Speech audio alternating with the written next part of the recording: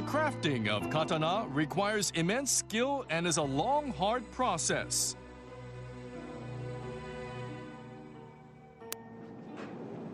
The raw ingredient of the blade is iron sand. It's melted inside a traditional furnace made of hardened earth. The material is kept at 1400 degrees for 3 days and nights. The swordsmith has to work continually without rest to keep the furnace burning.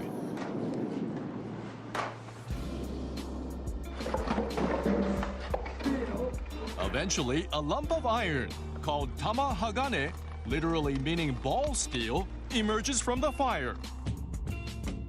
Good quality tamahagane with few impurities is selected and then pounded flat and stacked.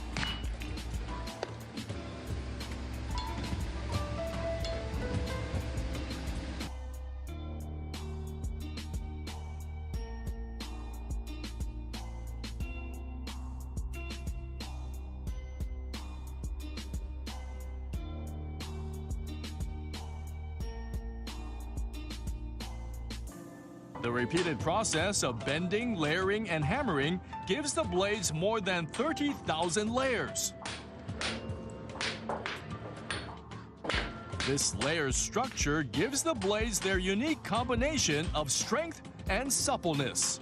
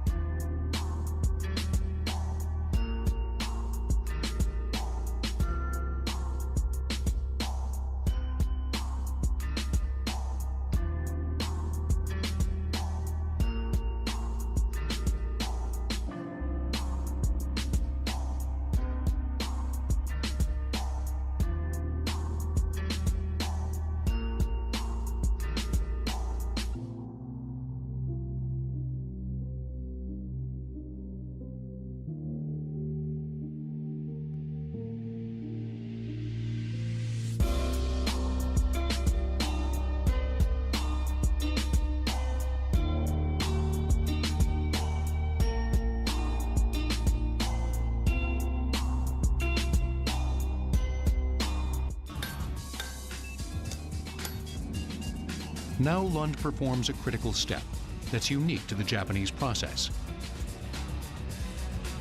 He coats the back of the blade in clay, which will insulate the underlying steel as it undergoes a heat treatment. The hope is that this is going to prevent any type of cracks that might run down the length of the blade. Now Lund begins heat treating the blade. He doesn't use high-tech equipment, but he's accomplishing the same goal: altering the steel's microstructure and increasing the blade's strength.